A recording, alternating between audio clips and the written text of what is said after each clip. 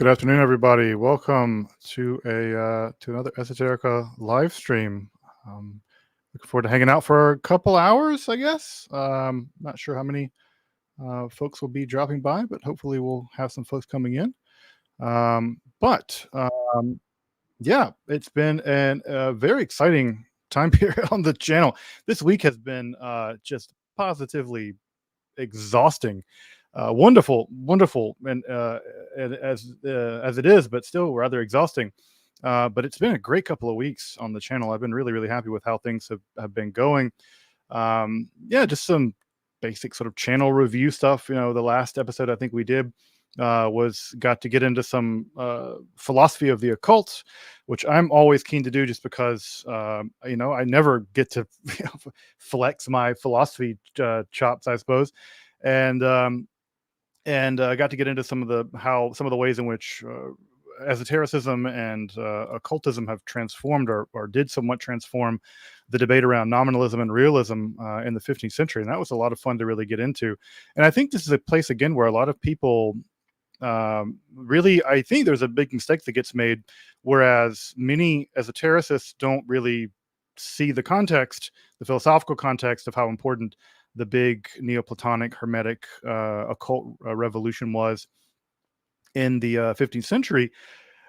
And the other side of that equation, unfortunately, is that academic philosophers at least, don't really give a damn about that either. It's amazing that they don't just, Ficino and Agrippa and that Bruno or whatever, they just don't care basically at all about that entire time period.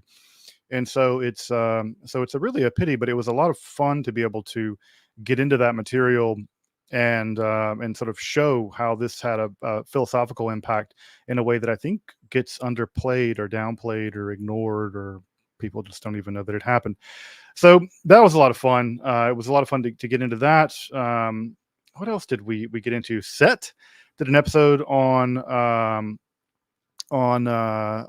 Seth, the god Seth, which basically the reason why I did that, I'm not going to do a lot of episodes on Egyptian mythology because I'm definitely not an expert in Egyptian mythology by any stretch of the imagination. But part of the reason I want to do that one is because Set plays such an important role in the Greek magical papyri. And also, I think Set just gets badly misrepresented in contemporary discussions about him.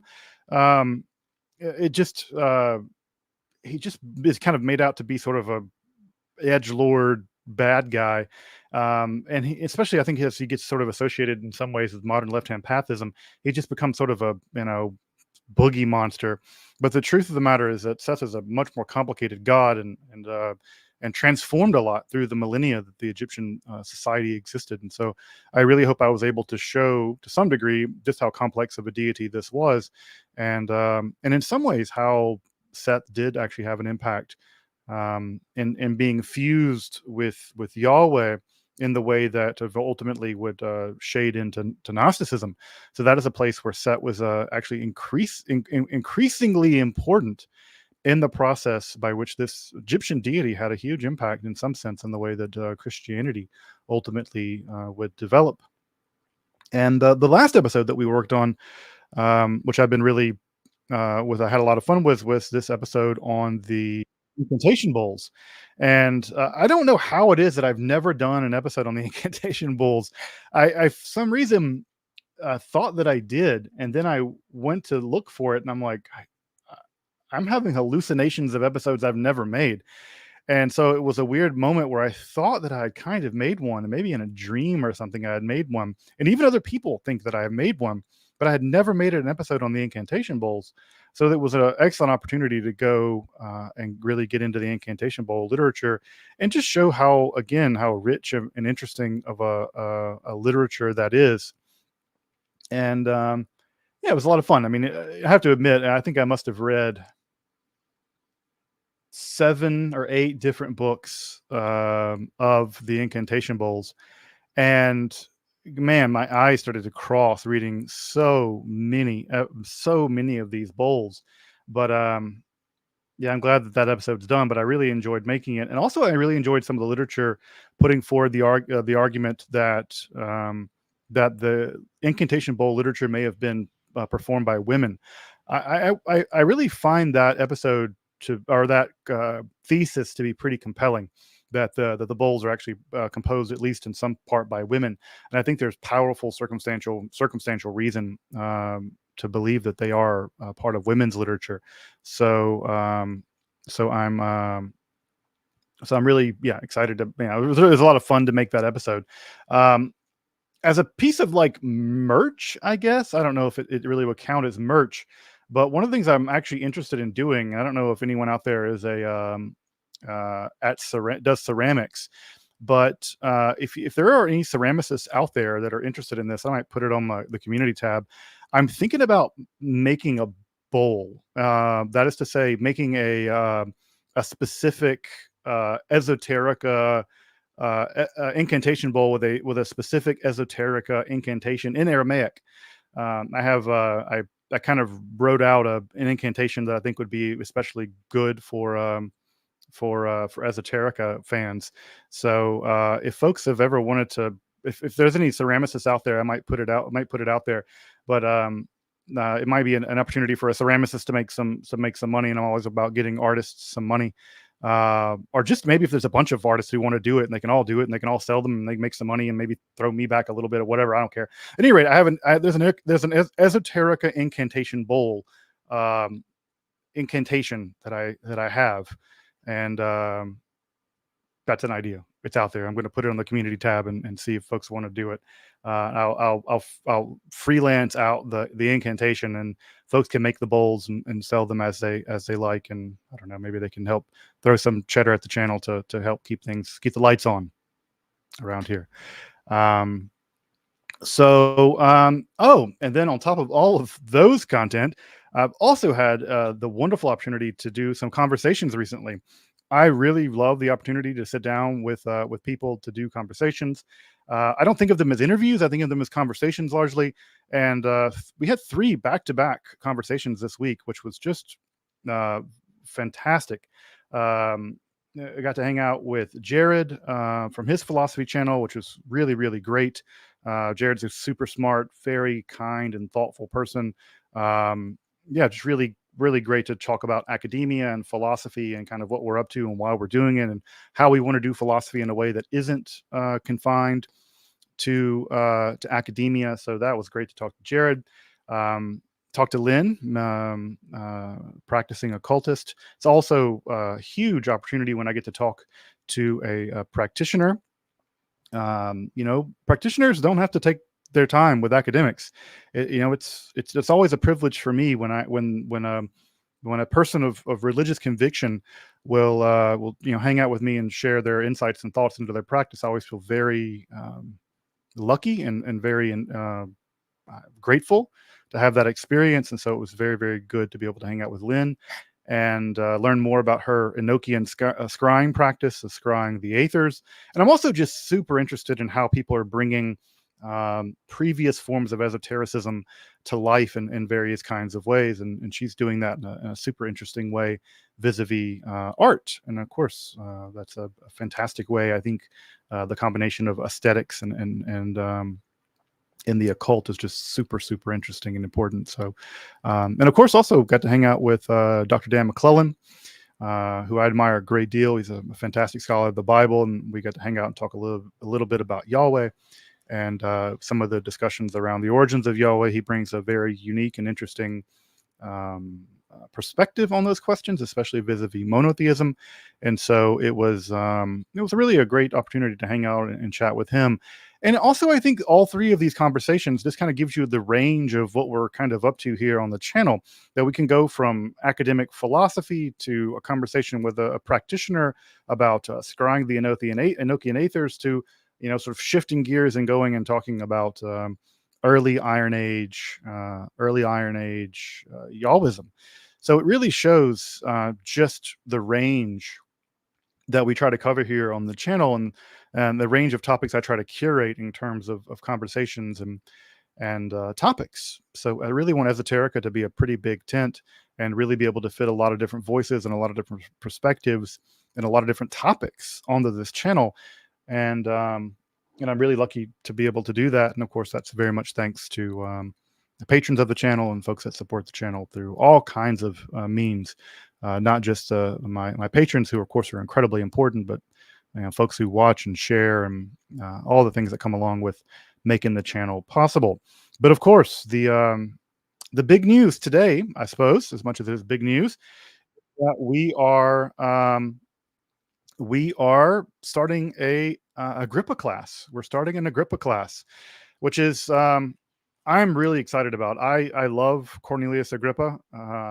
I would give him a big bear hug if I could, and pinch his cheeks. He looks like Scott Weiland of blessed memory.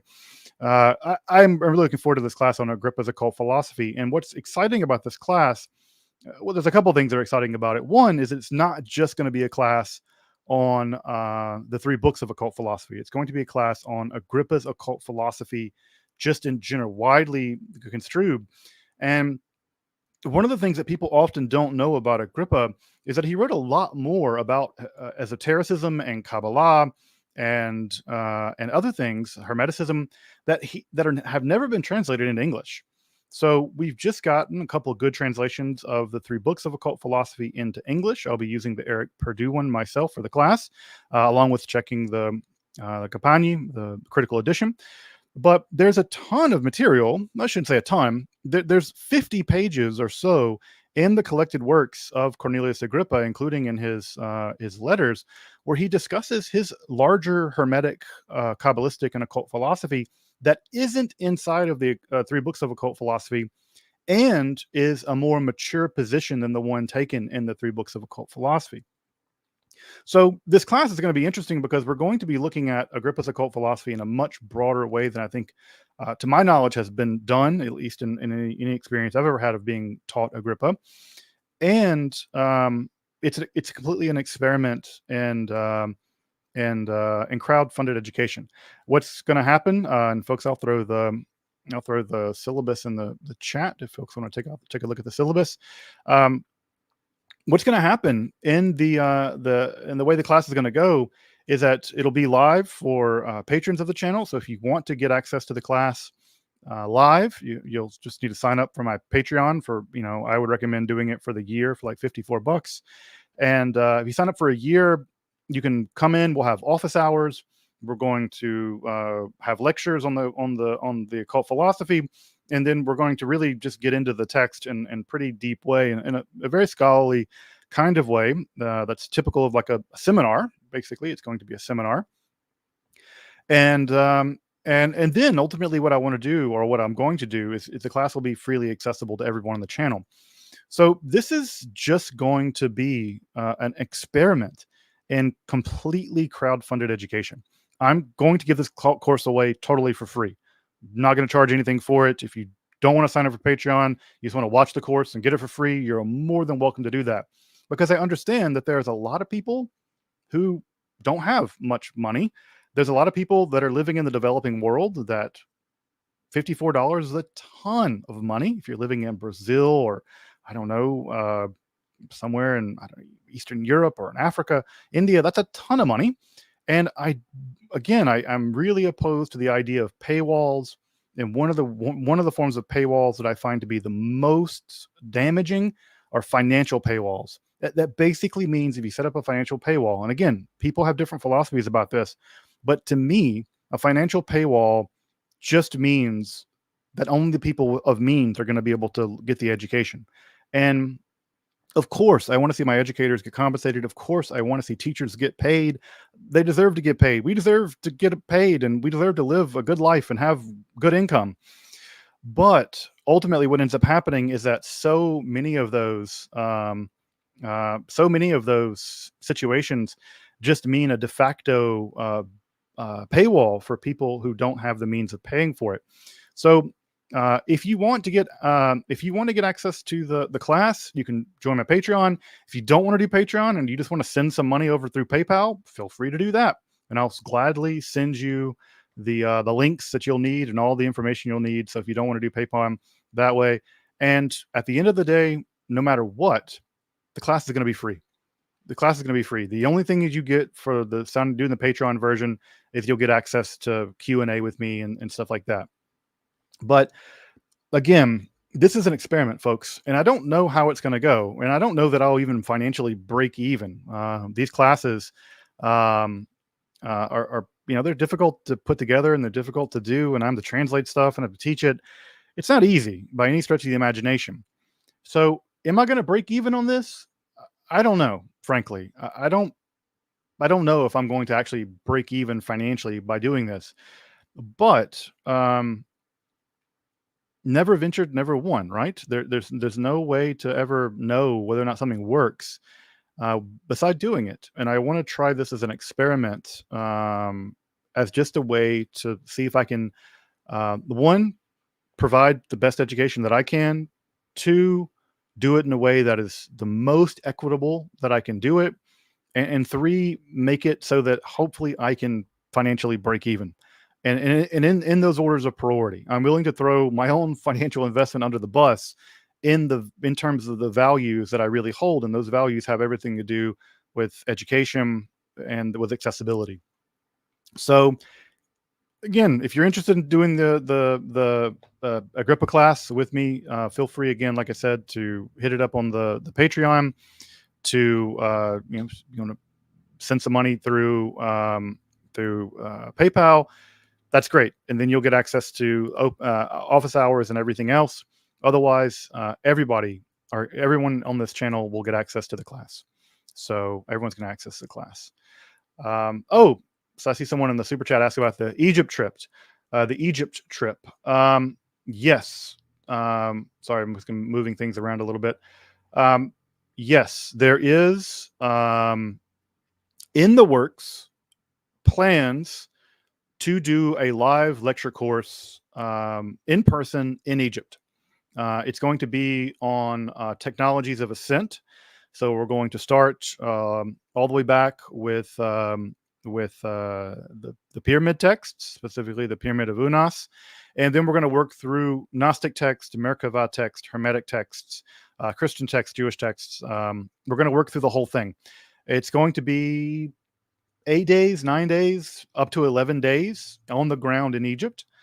And we're going to go to the sites. We're going to have evening lectures and discussion groups. It's going to be sort of a full throttled experience of really getting into this ascent literature and ascent mysticism, but very much on the ground in Egypt.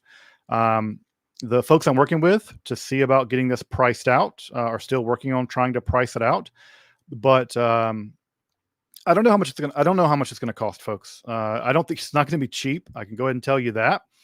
But I'm going to make it as, and I think you guys know. I think you guys know about this. I'm going to make it as accessible as I can, and I'm going to do it in a way that that's accessible as I can, and that will probably mean something like it's going to cost what it's going to cost to be on the ground. Just frankly, it's just going to cost money. But insofar as I can live stream things from Egypt, insofar as I can create content while I'm in Egypt for people who can't afford to go to Egypt, obviously, I'm going to try to do that. So I hope that you'll trust me in knowing that there's no way I'm going to be able to make it completely accessible financially, because it's going to be an expensive trip to Egypt. But the more that I can sort of connect, the content creation process, via live streaming, via lectures, via whatever, I'll try to make all that stuff as accessible as I can for anyone who wants to watch it. So yes, there is plans for an Esoterica trip to Egypt, probably next year, most likely actually in the winter of next year, probably in February, I'm hoping. And I know there's lots of folks out there who could not do that for lots of reasons financially. Many people have physical disabilities. There's a lot of reasons why that's not possible to travel. But again, I'm going to try to strike a balance between it being accessible, but also I really want to be on the ground. And there's something magical about being on the ground in Egypt, listening to, I don't know, a lecture in the Serapeum about Hermeticism or something. We're going to do that. We're going to be in the Serapeum, the ruins of the Serapeum, and we're going to be talking about Hermeticism right there on the ground in Alexandria, because I think there is something, and I say magical, and I don't really want to use that word totally as a metaphor, but I don't want to mean it literally either. But I want to mean I mean it in the sense of there's something transformative about education on the ground, and being able to do that on the ground education in a historically important place is going to be something that I'm super interested in doing, and I hope I can make it happen.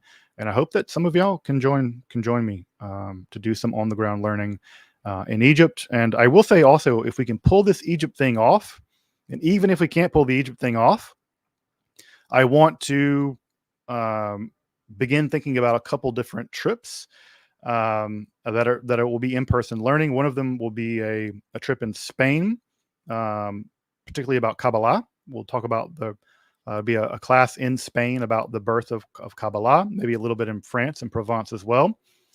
And the next one will be one in Paris about magic. We'll want to do the one in Paris about medieval magic. And then another one I want to do will be in Florence in Italy. Maybe I can convince Dr. Angela Pucca to come hang out with me. And I want to do one in Italy on sort of Renaissance, Neo-Hermeticism, and early Christian Kabbalah and things like that. Maybe Dana Trail can come help me out as well. But at any rate, those are all coming down the pike. That's all plans for where Esoterica is going to go. And we're going to be going in that direction toward in-person, on-the-ground learning all over the world. And that's going to be kind of a thing I want to do just because I like to travel, and I love to teach, and I'd love to bring people along with me and share in some of those things. Philip, yeah, I would love to do one on John Dee in the UK. That's a fantastic idea. Yeah, that'd be cool to do one on John Dee and do it at more like, I mean, there's nothing left of the John Dee stuff in Mork Lake, unfortunately, but yeah, maybe something there. Maybe when House Boleskine gets finished. I know we're supposed to be doing something with House Boleskine when it gets done, and so maybe we'll team up with those folks and do something John Dee, Aleister Crowley, London, Boleskine combo. I don't know. But what else? Oh yeah, I have some giveaways I want to do. But I'm not going to do them yet. I'm going to talk about the giveaways at like 2:45. So like in 20 minutes or something. But yes, I do have some giveaways that I want to do. I need some stuff I need to get rid of, and some stuff you might like. Crap, it's way over there. Okay, I'll go get it in a minute. But at any rate, I'll get to it. Get to it. Of course, this question, very important one that I answer in every live stream. Yes, I am just an academic. Just an academic. That is it. Come to Sweden. Yeah, I'd love to. I was in Sweden last summer. I'd love to come to Sweden, although I don't really do much with like Vikings and runes and stuff. But that'd be a thing. So, all right. Well, what else? Other news for the channel. I've been reading the Pisti Sophia for the past week or so. That's going to be the next episode. If folks are interested, it's going to be on the Pisti Sophia. And I have to admit that it is completely mind-boggling. That is a extremely difficult text. I know why now I've been resistant to doing an episode on the Pisti Sophia. It's just like beast mode Gnosticism. Absolutely beast mode Gnosticism. But I'm enjoying it. It's a fantastic text. I'm really looking forward to writing it on Monday. And yeah, so we'll be looking forward to an episode pretty soon on the Pisti Sophia, which is an incredibly interesting text. Speaking of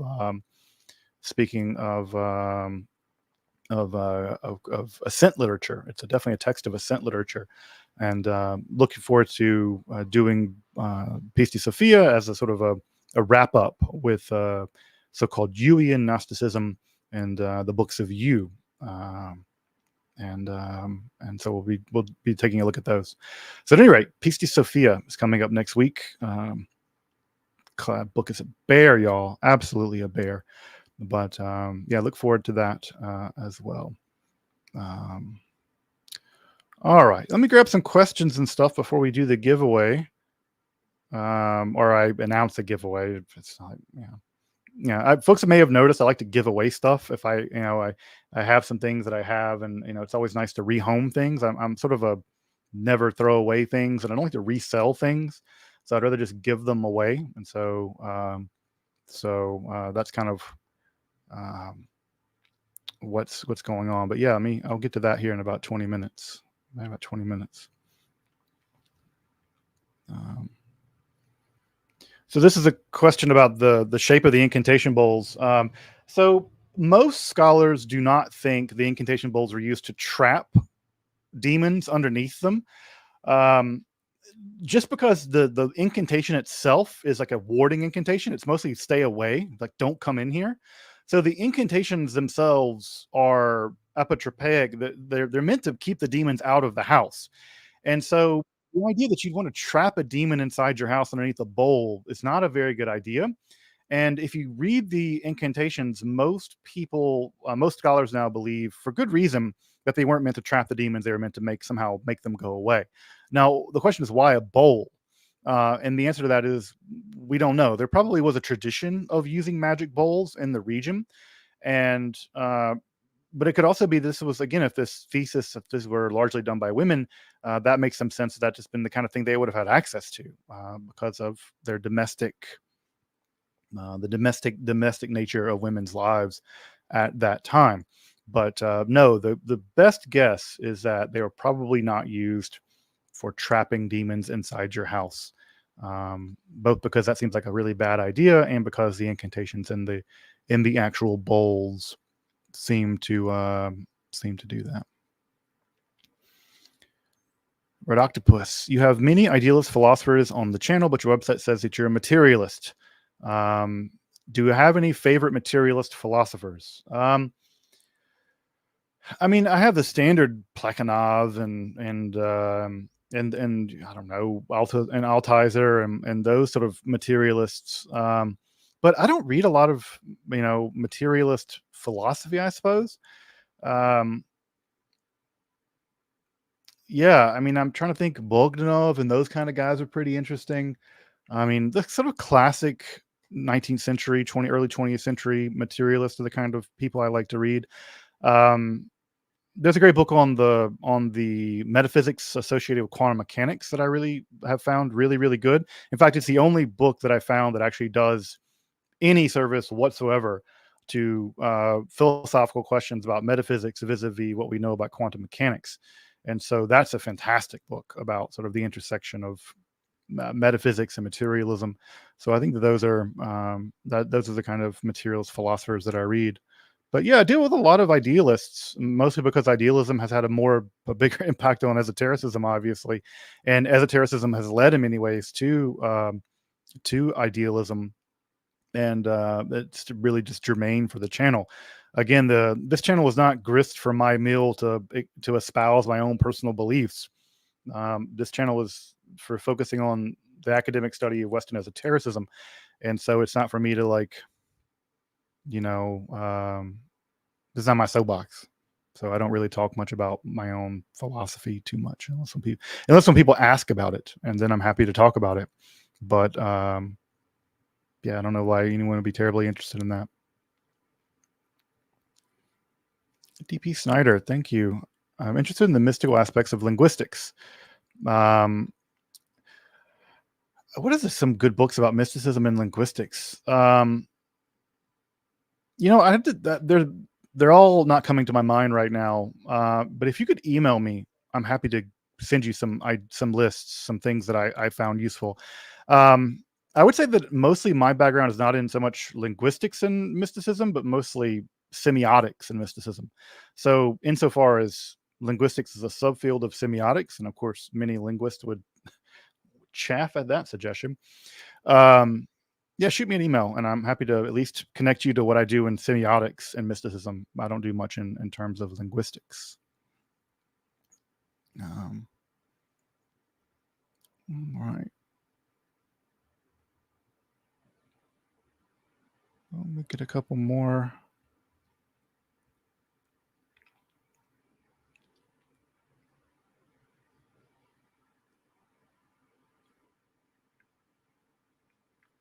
Favorite black metal band? any other genre. I only like two genres of music.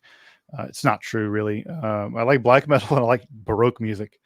Black metal, I don't know. I guess I'm like do a pull a Dan McClellan. The fit for this live stream is Crawless. So I was just listening to Crawless's new record at the gym earlier. Today was leg day, and so you know get those the deadlifts out. You really got to hit it hard. So today was Crawless day. Listen to Crawless's new album, but yeah, I like Crawless. I like Liturgy. I like Wolves in the Throne Room. I think Weakling, Dead as Dreams is probably to me the best black metal record that I know of.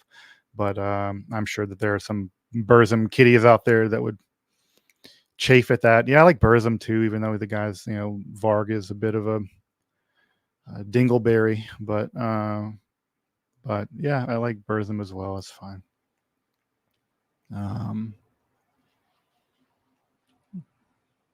Yes, Varg Vikernes is a bit of a dingleberry. Thank you, Asher, for the super chat. Does my university have anything to say about the Esoterica channel, positive or negative? No, I've never heard. One time, a former chair of the department was looking on YouTube for something for a class and then accidentally found the channel. And he was kind of blown away by it in a positive way. So my former chair did accidentally find the channel, but I've never had anybody from my department's comment on the channel. I don't think they even know it exists, but here because of Alex. Great. That was a great chat with Alex. Yeah, thank you, Nicholas. I appreciate the super thanks. And yeah, it was a great chat with Alex. Super smart young guy. I really appreciate again, like, super great conversations. I like the fact that he pushed Jordan Peterson a little bit and in his conversation with him. But yeah, super smart folks. Again, I think that that Drew from Cosmic Skeptic and Alex, a lot of these skeptical channels could benefit from watching those guys. Just in terms of their interview style and their thoughtfulness. Especially Drew from for the Cosmic Skeptic. Drew's just a fantastic person. Really love talking to him. Really love engaging with him. Just a thoughtful, kind, skeptical person, and I appreciate that kind of skepticism as opposed to like Reddit atheists who are just the worst. I would literally convert to a religion just to not be around those kinds of atheists. And as a post-theist or non-theist myself, I would betray my own metaphysics simply to never be around Reddit atheists. They are the most insufferable. Those kinds of people are the most insufferable kinds of people. I would rather literally compromise my metaphysical integrity than have to close ranks with militant jackasses. Thank you, Bob Goth. Your picture is appropriately goth. Cloaks, ma'am. Got to bring back cloaks. All right.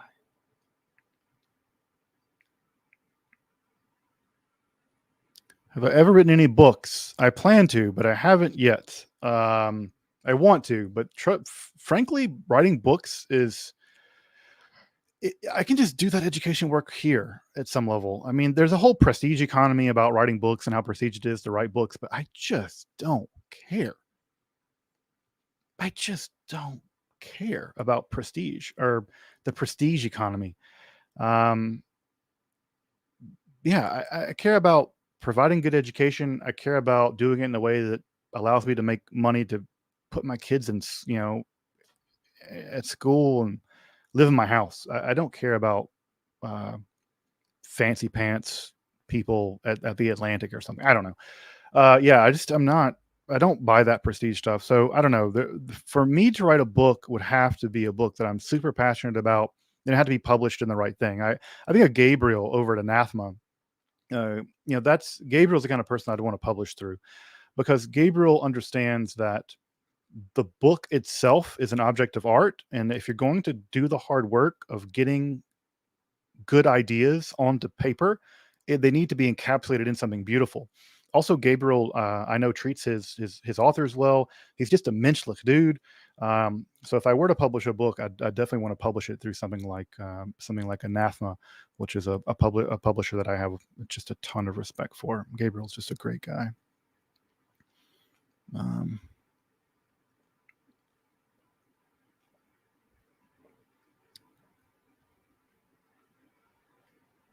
Sorry, folks, I'm gonna keep scrolling through. Do I believe in God? I don't believe in any kind of God that I think anyone would recognize. I'll be cheeky and say that I believe in Spinoza's God, a la Einstein.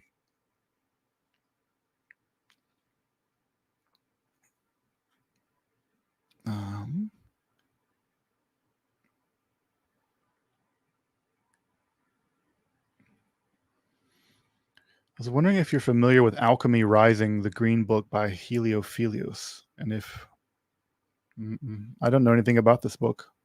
Let me see.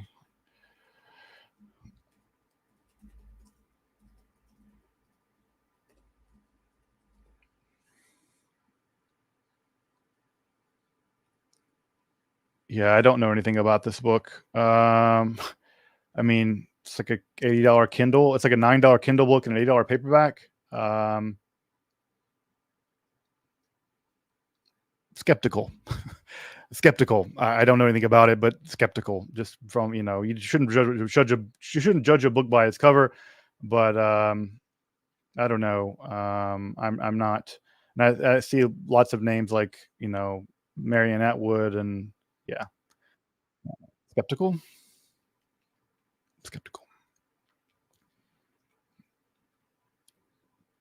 Clay, thank you so much for the super sticker. I appreciate that support of the channel. It's very kind of you. Very, very. Yeah, House of Leaves. That's a great book. It's like one of the only like postmodern books I think I've ever read. Most of that stuff is just too clever for me, and I can't get with it. But I did like that one. That one was good. That one was good. Thanks, and Gore for the super sticker. I appreciate that. That's I appreciate that. Greetings, Dr. Sledge. I'm interested in things that cannot be found on the internet. How much in my collection do I have that's just not online? I have a grimoire. I have a 17th century grimoire that is not online. It needs to get digitized. I need to get someone to digitize it for me. And when I get it digitized, it'll be freely available to anyone. I'll put it on archive.org. But I do have one 17th century grimoire that is definitely not anywhere on the internet. Aside from that, most everything's on the internet. I mean, you have to really get obscure manuscripts and stuff at this point to get stuff that's not on the internet. But that's a great question, though. Any thought on Amon Hillman's recent descent on the web with his Greek translations? Do I have any thought on that stuff? It seems like a colossal waste of time. I mean, the claim that the Hebrew Bible is a 3rd century Greek translation or 3rd century Greek text translated in here, it's just nonsense. It's just patent nonsense. Or the Jesus stuff. I mean, I think it's not really worth thinking about. It's rubbish. What's your opinion on Crowley's work on Kabbalah? About Crowley's work, you mean I suppose 777, which is actually Alan Bennett's work. Crowley just did the Crowley thing and stole it. It's mostly Bennett's work. Crowley did some of it. It's a pretty bad book, actually. It needs to be updated badly. I was talking to Lynn Mavius about this. I think that Crowley's work on Kabbalah is not informed by historical Kabbalah. It's not informed by traditional Kabbalah, or only very tangentially informed by historical Kabbalah. And insofar as it is badly informed and misinformed by the Kabbalah that they knew about in the 19th century, or that at least Anglo folks, non-Jewish folks knew about Kabbalah in the 19th century. I mean, a lot of stuff's really embarrassingly bad. Hebrew's misspelled. They misunderstand Lurianic Kabbalah. I would say that in general, like, we wouldn't rely on 19th century scholarship on almost anything else. Why would we rely on 19th century occult scholarship where that, We shouldn't. So Crowley, when he was a genius, he was a genius. There's no denying that. Crowley was a genius. He was a scoundrel at some points as well, too. Again, genius doesn't make you a good person. But I think that the stuff, especially the Golden Dawn stuff on Kabbalah, is bad. And by bad, I mean it's just like historically not correct. So now, does it need to be historically correct to work? Probably not. I mean, I think if you believe in stuff, it'll work for you. I suppose that seems to be what's happening. I mean, lots of people use the Golden Dawn system and they achieve fantastic results, spiritual results, whether or not it's right or not. But I would say that if you really want to get into Kabbalah, I wouldn't go back to 19th century, early 20th century texts. That would be not my opinion. It's not what I would do.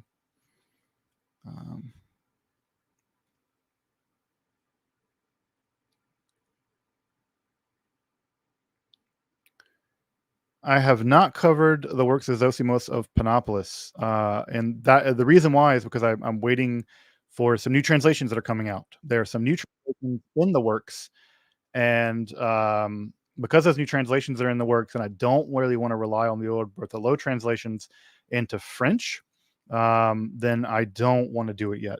So I'm going to wait until those translations come out, and then I'll probably do an episode on. I'll probably do an episode at that point on Zosimos. I really want to do it because Zosimos is just an absolutely fascinating character. Let me grab a couple of more. If I can make sense of Pistis Sophia. Yeah, I think I have a pretty good grasp on it. I mean, the main thing about Pistis Sophia, and I'll talk about this in the episode next week, is that we have to think of it as several texts. It's not one book. And in fact, the actual name Pistis Sophia, it's badly named because the entire Pistis Sophia repentance narrative is like stitched into the story late. Or into the text rather late, and it probably wasn't even part of original Yuian Gnosticism. So at any rate, we'll get into the Pistis Sophia next week. So don't worry, that's coming. I promise. It's gonna be a doozy. I already feel my brain hurting now.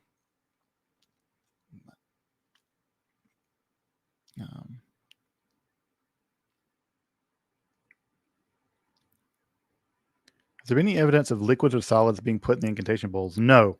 And the simple reason is this: the incantation bowls, once they're written on with that ink is water soluble, and so if you filled that with wine or something, the ink will come right off.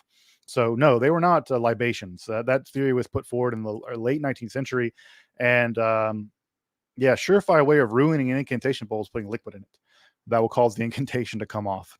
And so no, they were not for libational purposes. They were used dry. They're used dry.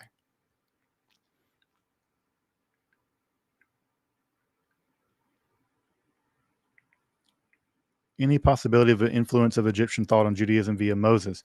I don't think Moses was a historical character. I think there was definitely Egyptian influence on Israelite religion. We can tell that. Egyptian literature ends up in the Hebrew Bible.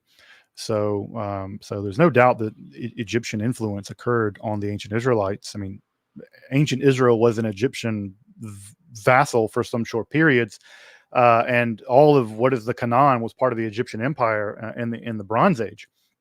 So there's definitely the case that there's influence, but I don't think it's because of Moses. I don't think Moses was historical. I think there's no evidence, rather, that Moses was a historical person, or very limited evidence.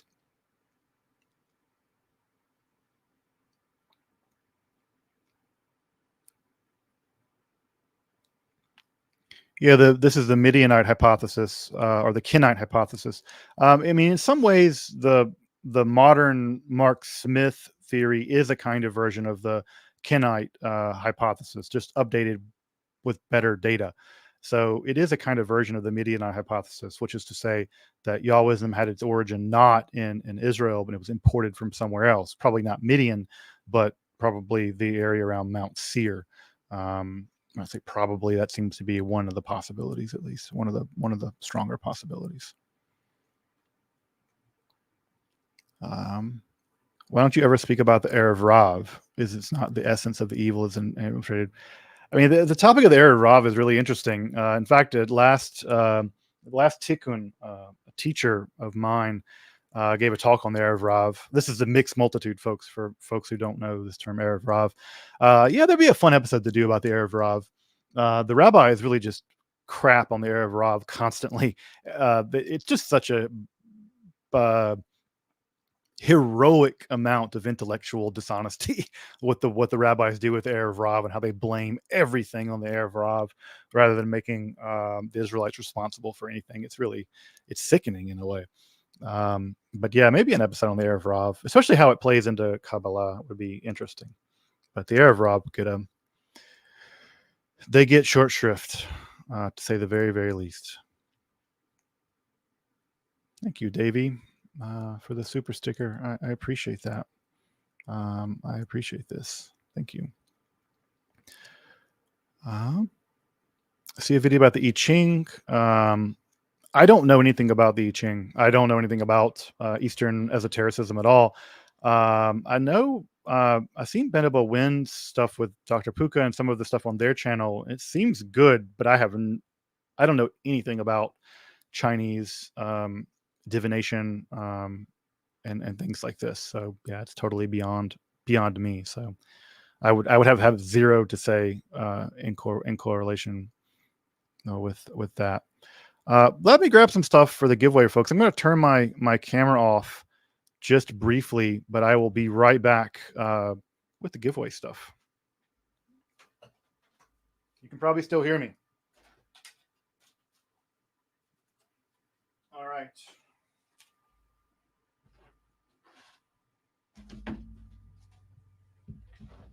Don't worry. I'm coming back in just a moment.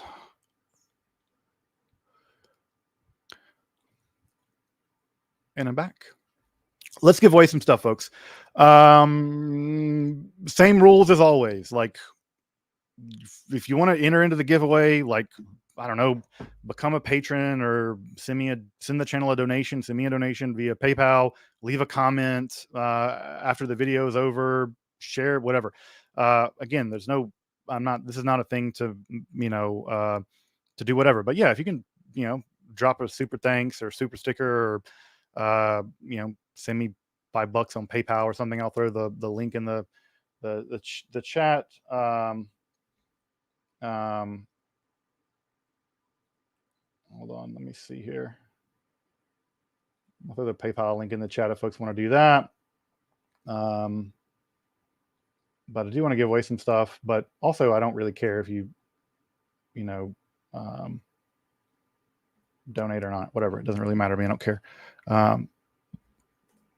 But if you do, that would be greatly appreciated. If you, like I said, if you've been looking for a reason to become a patron, here's your chance. That's a good reason. You can also get access to the Agrippa class. But what I want to give away are 5 of these. What are these? These are neat. They are tiny book amulets. So if you may know, in Judaism, you can have books as amulets. These are Kabbalistic amulets. They're copies of the Sefer Raziel. Now, the Sefer Raziel is, of course, a very important book of magic. Look how tiny this little book is. It's actually 2 amulets, actually. But you'll recognize probably the famous sections toward the back with like the angelic writing and stuff on it. You have the anti-Lilith amulet there with Samangaloth and those cats. And of course, you have the final sections, famously with the, it's probably all washed out with the, I don't know if I can put it a little closer. Probably not going to work that way either. Yeah, it won't focus on it. And then here, oh, there it went.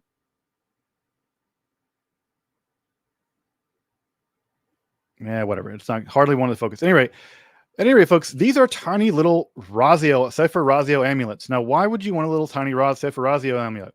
You want it because this protects your house from being burned down, God forbid. I don't know if it really works. My house isn't burned down yet, thank God.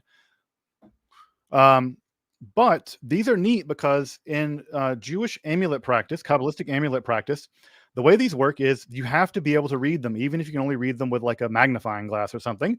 So this isn't a complete text of the Sefer Raziel, written in real little letters, but it is a complete text, and it functions not as a book, because obviously you're not going to really read this, but it functions as an amulet.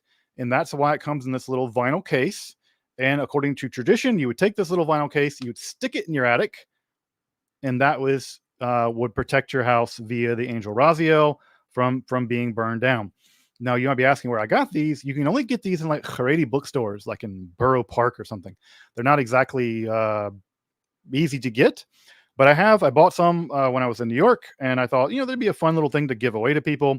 So if you want a Sefer Raziel amulet, and I have like, I don't know, 5 or something to give away this time. So I have like 5 of them. So if you want one, um, do something to support the channel. I don't know. Like I said, it's like PayPal donation, become a patron of the channel for like $5 a month or whatever.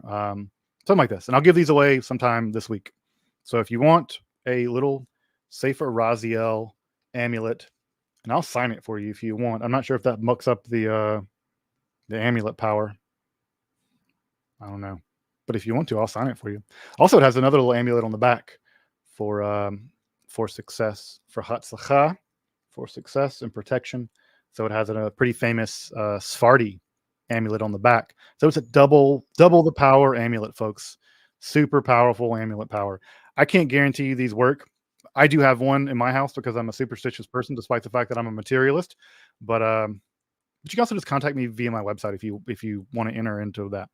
That said, next thing I have to do, I have a bunch of books to give away. I have a pile of them over there.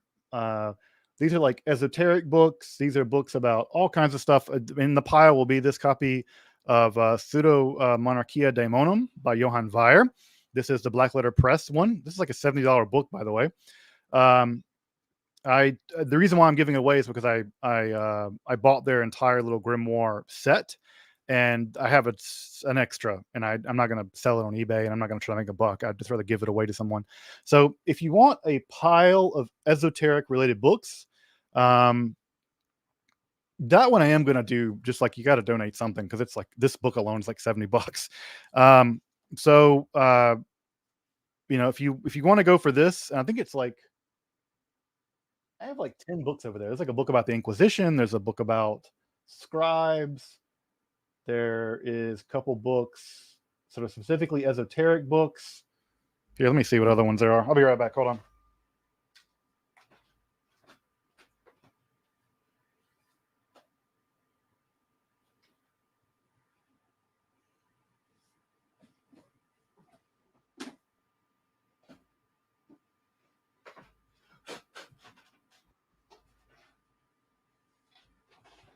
Yeah, this is the esoteric pile, book giveaway pile.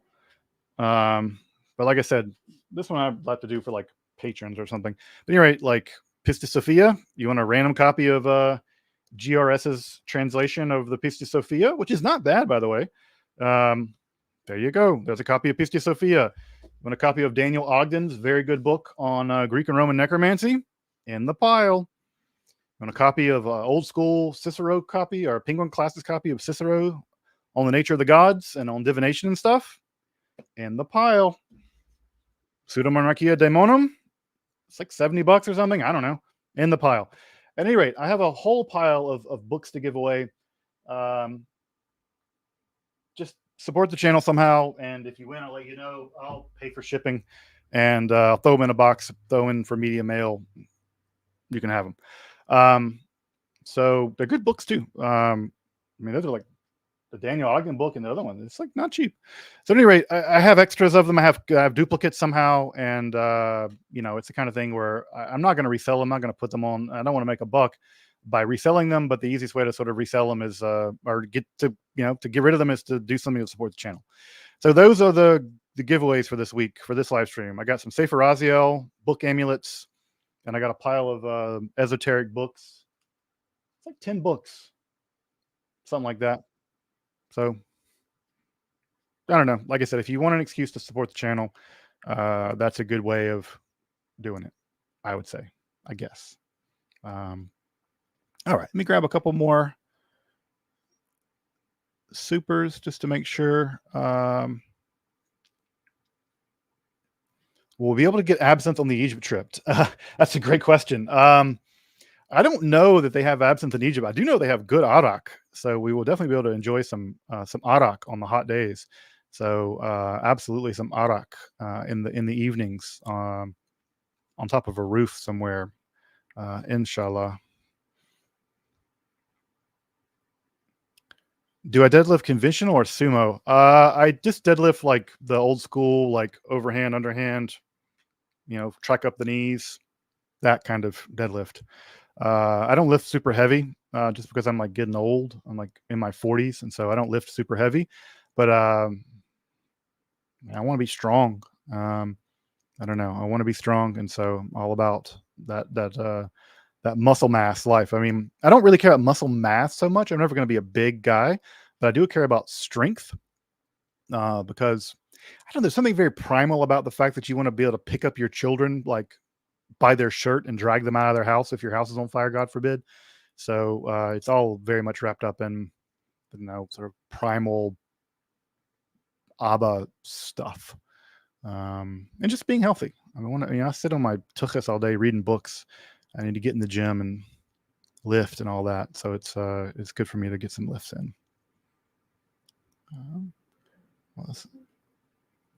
Jeanette, longtime supporter of the channel. I really appreciate that.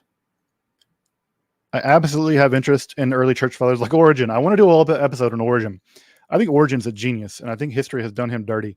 And I really like Origen, and I want to do an episode about him, even though it has nothing to do with esotericism. So there might just be a random Origen episode at some point, just because it's my channel and random Origen episodes. It is.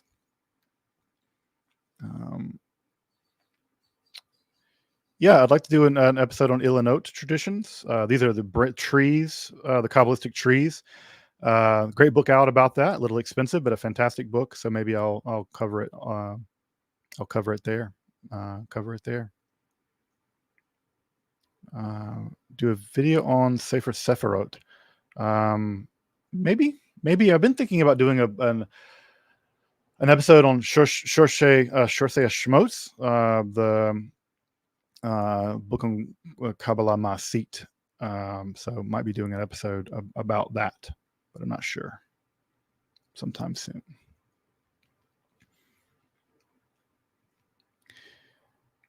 Yeah, this is a theory that the Yahweh being associated with serpents. There's a theory sort of associated with the bronze serpent specifically, and the idea that Yahweh may have been a metallurgy god. There's some debate about that. I'm not convinced of that theory at all, but I don't know. I'm not convinced of it in the least personally, but it is a theory that is out there. Dana Trail in the chat. England is a New Jerusalem. Yes, aside from the dark satanic mills. The British, one of my favorite pieces of bad etymology. The British, the men of the covenant. British Israelism is a certain specific kind of crazy. All right, folks, we have a special guest I want to bring on for just a second, or not for just a second. I want to bring her on for a little while. I'm going to throw up. Hey, Lynn. Everyone. How's it going?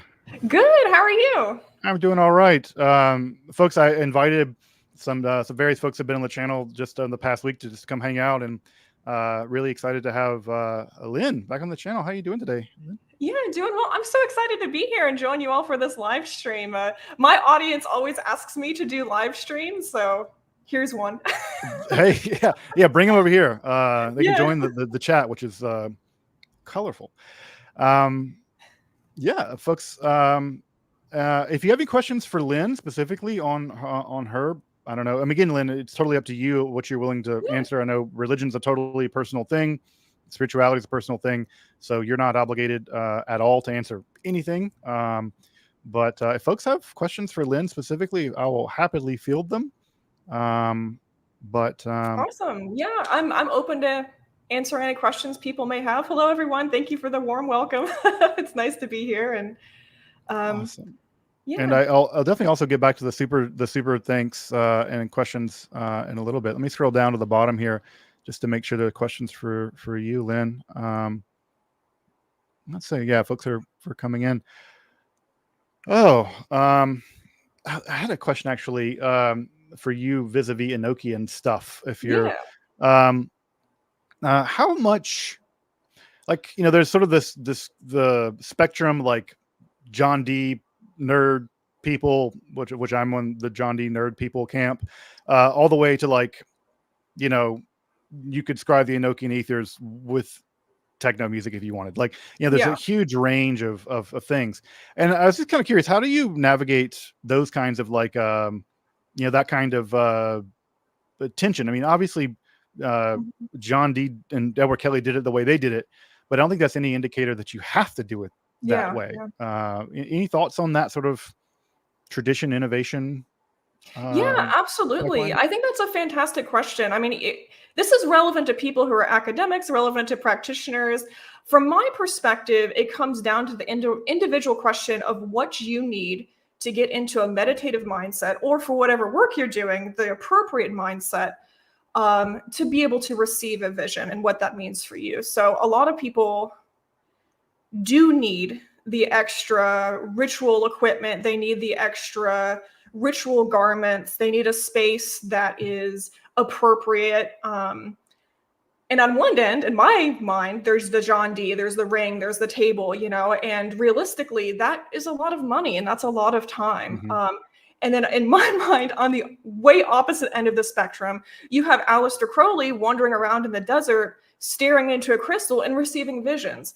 And I think for me personally, that's a level of ability I don't have. So I consider myself somewhere in between, sort of where Lon Milo Duquette sits with his Enochian work, if people are familiar with that. So Hmm. I take from the past quite a bit. I do identify as a ceremonial magician. So for me, the extra regalia, the correspondences, all of the work that goes into it is very fruitful and helps me get into the space and do what I need to do as a ritualist. But can I actually do all of the stuff they used to do? No, I don't. I don't have access to some of the ingredients of the old grimoires. I can't afford to build all the furniture and have the cool rings and all that other stuff. But I would say I'm more on that nerd end, than Hmm. the more modern, just let's go. I just don't have that skill set. Yeah, I think it's an interesting, sort of, question. Like, again, like I've often wondered, like, specking out how much all this stuff costs. Like, if Yeah. you really to build like a full blown traditional, like whatever, the Heptarchia Mystica, well, all the stuff it requires, assuming you could build it to spec. I wonder, it must be thousands of dollars. I mean, that gold Oh, ring alone. absolutely. Yeah, I absolutely. mean, it's not a huge ring, but if it's solid gold, it's that's a chunk of change. Yeah. Um, I think I have a question here about the Golden Dawn stuff. This is from John. Big fan of the channel, longtime fan of the channel. Um, yeah. Do you use any of the Golden Dawn's pyramid Yeah. stuff? So I guess I'll just answer really fast for context. I was initiated into the Golden Dawn, into a modern version of the Golden Dawn. Of course, I'm not old enough to be in the original one. I'm no longer We a don't know part that. of that. But no, I don't use the Golden Dawn pyramids and all of that.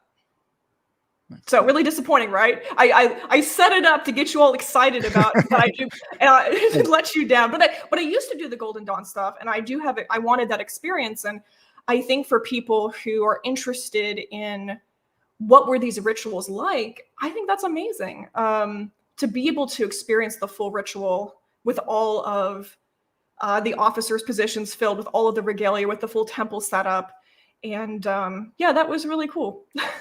Not anymore, though. yeah, I think that, I mean, having seen some of that stuff and like the big book and all of that, one of the things we forget about the Victorians is they had, in my opinion, absolutely garish taste in color.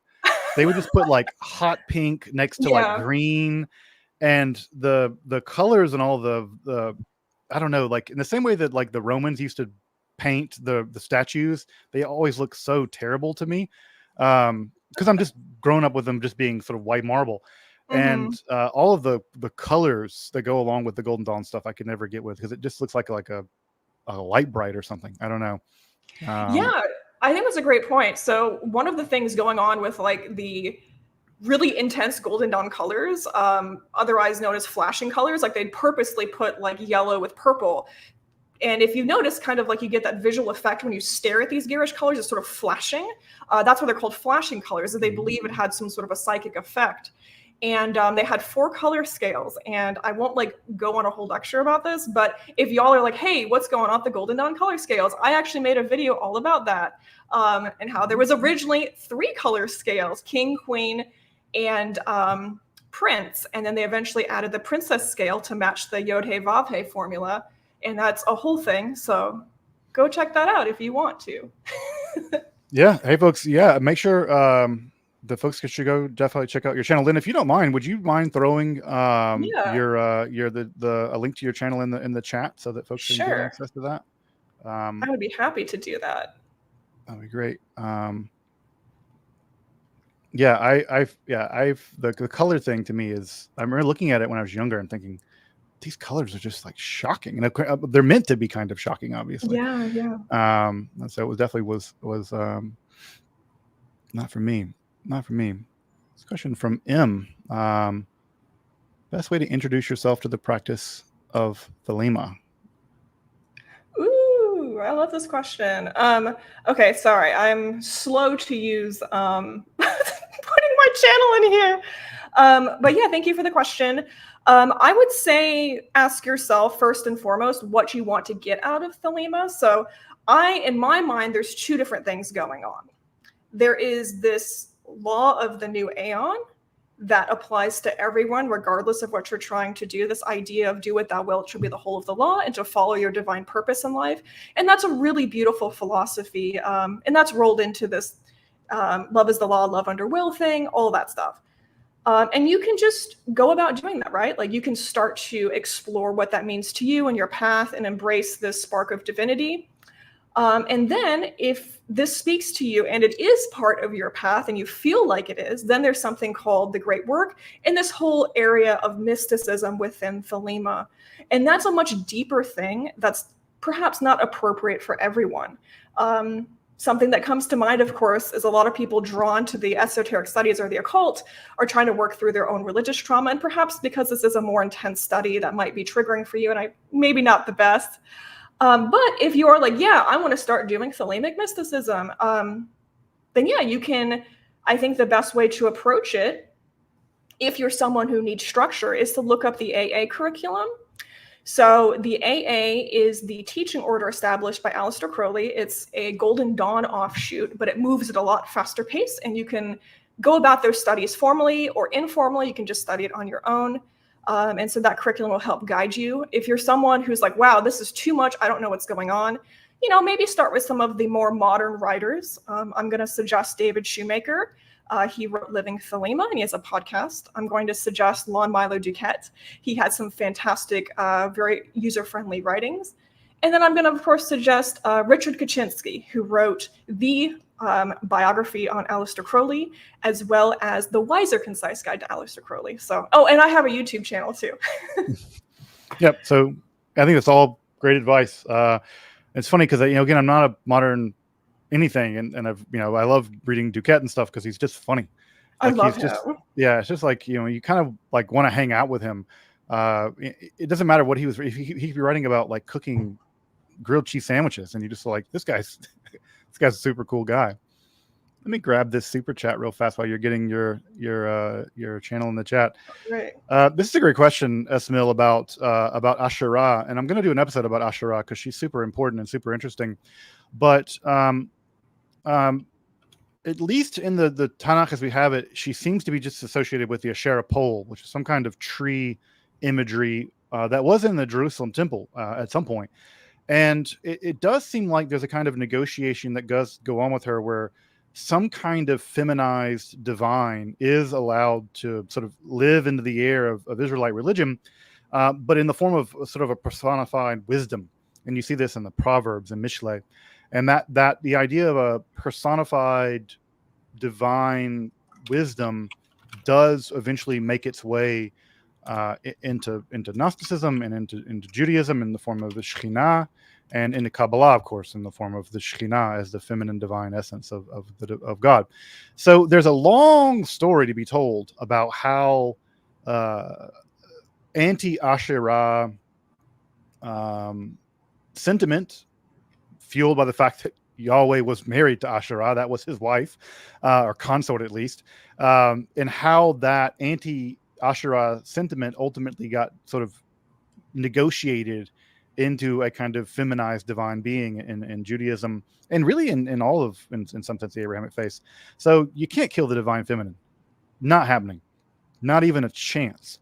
And the more that you try to stamp it down, the more that it reemerges. She emerges in some other forms. And so that's going to be a future upcoming episode for sure. But all right, let's get some other questions, Len. I'm sure there's other folks in here. There's a question on sex magic, because of course there is. There's always going to be a question on sex magic. You can obviously not answer any of these, but I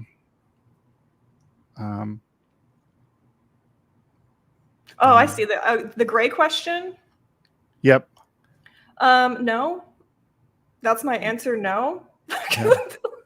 So when you look at thelemic magic, everyone is super excited about the sex magic aspect, because it's a very exciting topic. I understand, but ultimately at the heart of it is meditation, mindfulness, and some of these more boring practices, just like every other system of mysticism. And the sex magic is just this thing off in the corner. It's not as important as you may imagine it to be. And in fact, you could be a Thelemite and go through these systems and practices without ever engaging in that, right? It's an option off to the side. And the one ritual that comes to mind that is sex magic is a part of it, but not in the way people think it is the Gnostic Mass. So, which I helped make happen last weekend. But anyway, this ritual makes use of the metaphor of procreation, and there's no actual sex happening during this ritual. There's just implements like a cup and a lance, and the point isn't the procreation. The point is what it represents beyond that. And I'll leave that for people to ponder. But yeah, it's really disappointing. I'm sorry to disappoint y'all. Yeah, I think the sex magic stuff often gets so much air, mostly because it gets so, it's just like, I don't know, it gets abused in a way that's really, really gross. And again, anytime it's like the red flags that I see in the world, like any guy who's 25 reading Nietzsche, like I'm not going to go around him. Like any young, like dude interested in like the occult, but really interested in sex magic, I'm like, yeah, no, hard pass. You're not up to the thing. You're not up to the process of actually doing the spiritual athletic work of like meditating and learning to breathe correctly. You're just trying to get laid, and it's really gross. Yeah, there's easier ways to just get laid. Don't join my church to do that. You'll be really disappointed. True story. So I always tell people, like, in so many of these like medieval grimoires, there's all these like magic to have people have sex with you. I'm like, there's a lot of easier ways to get a girlfriend or whatever than necromancy. Like if you find yourself doing necromancy to get a girlfriend, you need to reevaluate your life decisions. That's so funny. Like you've made some mistakes. You need to think more about your life at this point. Thoughts on the Thoth deck? This sounds like a tongue twister. Yeah, thank you so much for that question. That gives me a chance to also plug an upcoming lecture I'm doing. So I love the Thoth Tarot. It's a beautiful deck. It's amazing to work with. A lot of people are familiar with the Rider-Waite-Smith system as far as tarot goes, and the second most popular is the Thoth deck. People claim it's a lot more complicated and difficult, and in my opinion, it's really not. It's just the symbols are slightly different, and it's in line with the current Aeon of Horus as outlined by the Book of the Lost. So there's a little bit of different astrology and stuff like that happening there. But it is a great deck, and not enough people teach it. There's a huge demand for people to learn what's going on. And I stood up and was like, hey, I'll teach the Thoth deck. And I am doing that at Mystic South at the end of the month, which is a convention in Atlanta, Georgia. It's one of the 2 classes I am teaching. The other class is on, what is the title? I just found out I'm teaching this class yesterday. It's on Introduction to Thelema, A Path to Personal Empowerment, which is a queer-focused, inclusive look at the system of mysticism. So if you're interested in that. And I want to go on a short rant about the Thoth Tarot, because people like to call it Aleister Crowley's tarot deck, and that's not entirely false. But in reality, it's Frida Lady Harris's deck. She was the one with the vision, with the idea. She made the art. She channeled the art. And she actually paid Crowley to help her with the magic part because she needed a little extra. But at the end of the day, it is Frida Lady Harris's deck, and she made it happen. So I'm excited to talk more about her as well. Nice. Let the folks know, the Magic South folks know that if they ever want me to come do something there, I'd love to. I love to support my Southerners. Yes. As a displaced Southerner living in the Midwest, in the Midwest, I'm always happy to support them. So yeah, let them know that that'd be amazing. Well, I'm gonna poke you next time to just submit a paper or something. Yeah, we can do it. That'd be fantastic. Question from Andrew. Fantastic dude, Andrew. Very Menschlich guy. I really like Andrew a lot. This is a question about Manoa Hedenborg's book, The Eloquent Blood. I love that book. I love her work. She's an amazing person. Sorry, it's literally sitting on my desk because I'm actually using it. Woo, it's shiny. I'm actually using it in research I'm doing right now. But highly recommend it. If you're interested in the Beast in Babylon and the Scarlet Woman thing, this is the book. That's what I'm going to say about that. Yeah, I mean, she's a fantastic scholar. I really appreciate her work as well. Again, it doesn't cover areas that I typically cover, but and you know, when I have read her stuff, it's fantastic. All right, let's get a couple more.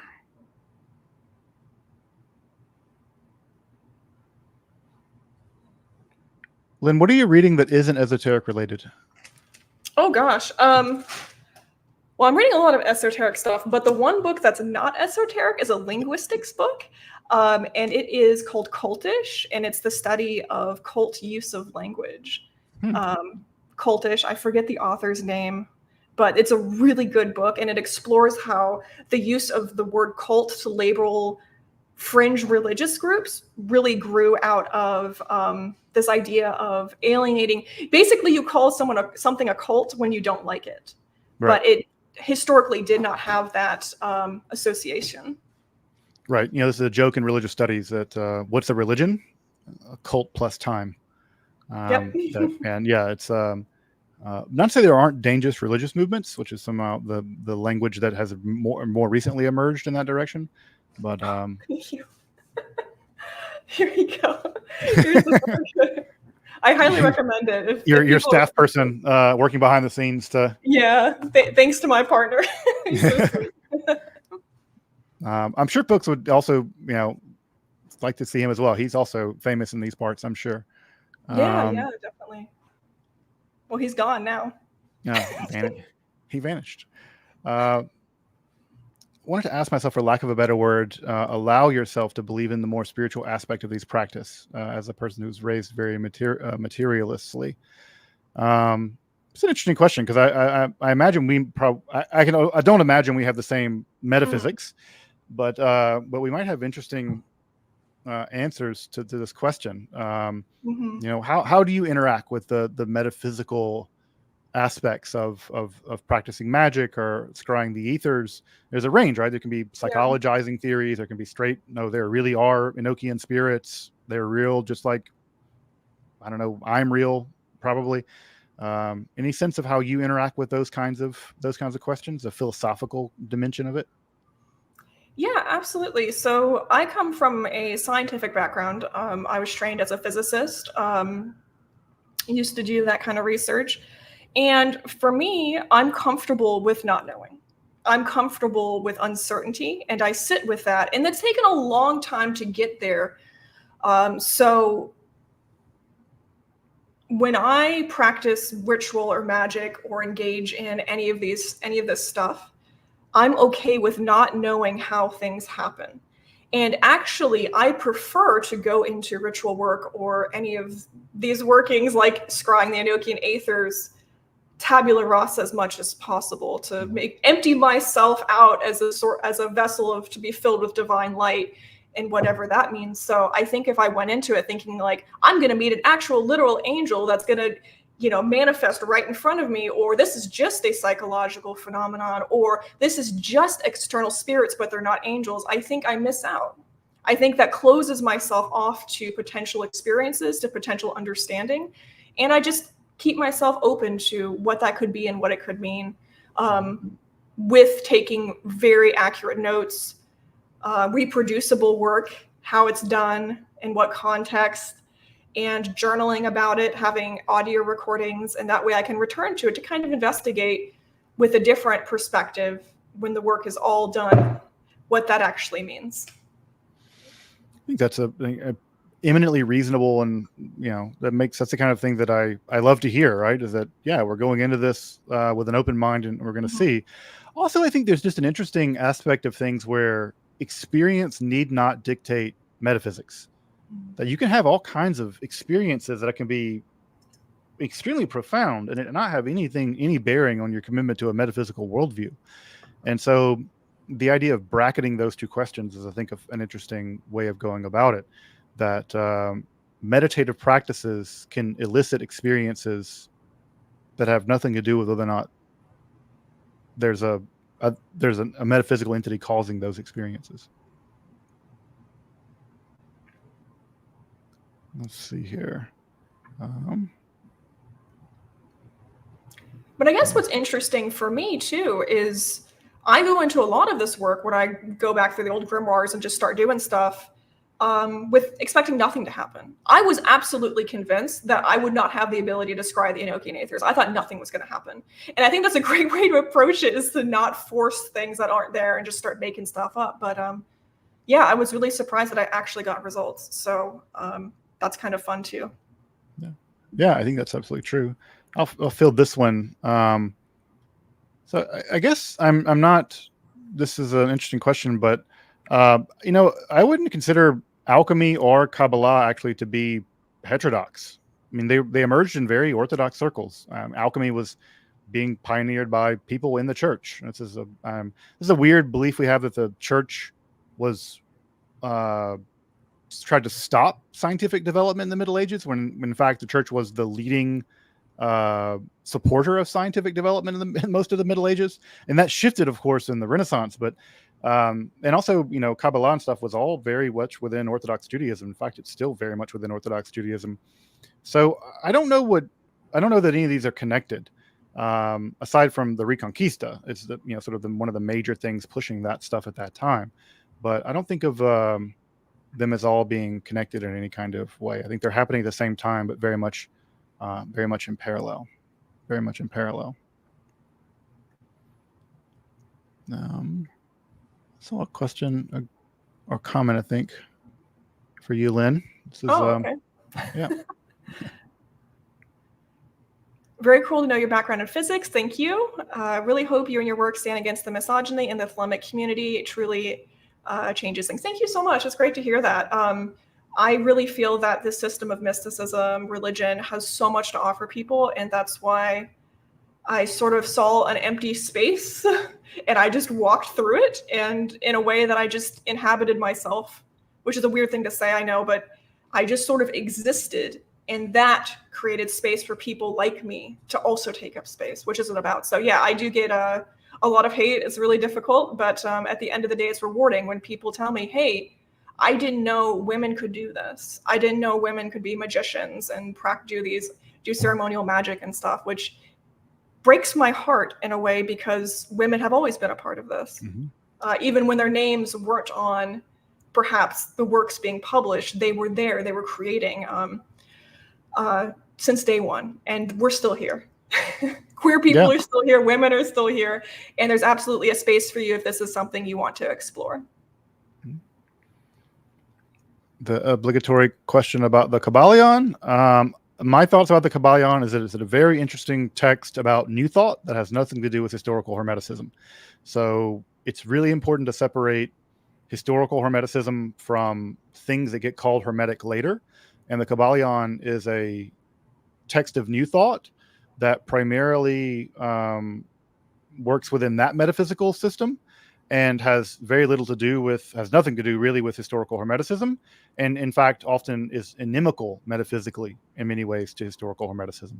Now, is that to say that the Kabbalion is useless or bad? It's not, but I think it's just important to parse that those are different things, and that the Hermeticism of the Kabbalion is much more related to like mid 20th century New Thought than it is to the Hermeticism of the ancient Egyptian world or even Renaissance Hermeticism. So I'm not going to poo-poo on the Kabbalion because it's not my job to poo-poo on texts, but it is important to parse out that historical difference. This is definitely a question for you, considering I don't do much in the way of incorporating magical practices in my daily life. But I do think this is interesting in the sense of we tend to think of ceremonial magic as the big ceremonies, but we don't tend to think of it in the way that it is, for instance, in Thelema, that it is very much a thing about daily life. So yeah, Lynn, do you have any thoughts or suggestions on this question? Yeah, thank you for your question. Yeah, I live a pretty magical life. Some of the things I do daily include saying will before I eat my main meals of the day. Typically for Thelemites, they say will over the main meal of the day, whether that's lunch or dinner. But that looks like prayer. It is not prayer. It is not saying grace as such. And I know the term prayer is loaded, and I'm actually making a video about that later, but it's basically a mindfulness practice to turn what I'm eating into a magical substance to fortify my body. So I do that every day, twice a day. When my partner's around, we do it together. And when I have time, I do Liber Resh Vel Helios 4 times a day, which is a solar adoration performed at the 4 stations of the sun. So yeah, it's another beautiful mindfulness practice. Some people believe you draw energy from the sun through that, but for me, it definitely reminds me of what I'm doing, why I'm here on Earth, and connects me to energy that we all benefit from. And so that's in general what I do. And of course, I consider every act magical if it's in line with my will. So The question from S. Mill. Yeah, thank you for that question. I'm not familiar with Islamic magic. I'm so sorry. There you go. That was such a perhaps a disappointing answer. Yeah, well, I don't know is always the best answer when you don't know. I tell people that there'd be a lot less graves in the world if people just said I didn't know when they didn't know. It's a good answer. Much respect for it, though. I hope I can learn more as time goes on. But my life is, as with everyone's life, very busy with the niche within a niche I already study. This is an interesting question to go along with with Edward Kelly. Kelly was a known con man. He had his ears cut off and we know that in the spirit diaries there are moments where it's not really clear what Kelly's motivations are, and that's being charitable to Kelly. Kelly was a talented scryer and a shiesty dude. And again, I love the fact that Crowley is like, I'm a reincarnation of Edward Kelly, and I'm like, you bet you are. That's so good. I love that. I was like, yeah, you bet you are. And so yeah, this causes many people to question the legitimacy or the reality of the whole Enochian business. Yeah, whether or not it was Kelly was just befrauding poor old Dee the entire time. I don't buy that story, by the way. I've written a paper about this, published by Brill. Could you believe that? But at any rate, does it enter into your mind? Does it worry you that it could all be just an elaborate con job by Kelly to get paid? Or sleep with John Dee's wife for whatever reason. I don't know. Well, yeah. Well, here's at the end of the day, none of us can go back in time and actually know. We can put together pieces of history and think we have a case, but there's no way to actually know either way. And this goes back to, am I comfortable not knowing what was going on, if it's real or not? Is it just something the dude made up that looks cool and it's very complicated? Who knows? But at the end of the day, I do get results from some of that system. And it goes back to what I personally, my definition of magic, which I borrow from Aleister Crowley, which is the art and science of causing change to occur in conformity with will. So, of course, I talked about this on that amazing video I did with you, but for me, it's an initiatory process scrying through those 30 Enochian aethers, and a really spiritually illuminating experience for me. Whether or not John Dee was a con man or not really has nothing to do with the results I'm getting now, which is a weird thing to say. But for me, I do see the beauty in some of it, despite the ugliness or potential ugliness that may have been there. So I'm able to take that from an artistic viewpoint and shape that into something meaningful and beautiful to allow me to connect to the divine, which is a very beautiful and important thing to me, and I think all people. And that's the nuance. That's the nuance that's often lost in online discourse, is something's either all good or all bad, and that's not entirely true. And there's a lot, especially with this older stuff, that we don't know. And it's okay to not know. I think you're right. And I also am very skeptical of the whole Kelly was just a con man argument. I think there's really good reason to believe that that's not entirely true. Also, I think it's also really good reason to believe that we should trust Edward Kelly about as far as we could throw him. So yeah, I think it cuts in two different directions. It's a question for you, I think. I don't know that I have some thoughts about this, but I think it's more of a question for you. Well, thank you for the question. Yeah, I made a video about that. If people want to know what scientific illuminism is, it's a real short video, but it exists. And yeah, I think it's pretty cool. I incorporate that into my daily life. Could you say a little bit about what it is, just so that the folks who don't know? Yeah, I mean, obviously people should watch your video, but also I think people might not know what it is. Yeah. Okay. So scientific illuminism is this idea that we can approach magic and mysticism with a scientific method. So science is a method of understanding the mechanisms and understanding how the world works through data and recording results. So practically speaking, for me, that means keeping a journal or diary or magical record of what I did, how I did it, when I did it, and then what results I got. And Aleister Crowley was really a trailblazer with journal keeping, because that dude kept track of everything, what he ate, when he slept, who he slept with, like all of that's in there. And he would just like vomit out tons of information. And his whole thing was, hey, these are my private journals, but this is an example of how you can go about the practice of ritual magic scientifically. You don't have to do this, but it's an example of how you can do it. And I don't keep a journal as good as Crowley, but I do keep my own journal and refer back to that so I can see if I got the results I was hoping for or not. Gotcha. It's a question I get often about Kabbalah. I should say something about.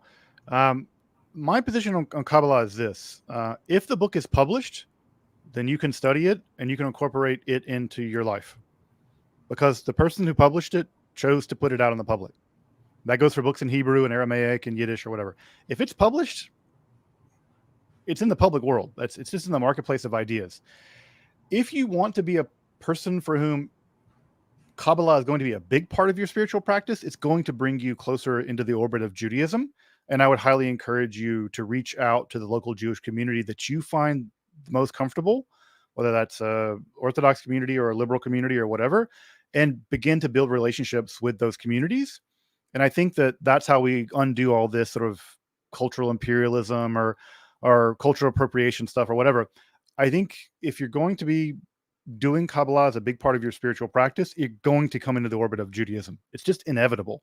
And if you're going to come into the orbit of Judaism, you should be in a conversation, not converting, not whatever, but just in a conversation with that community.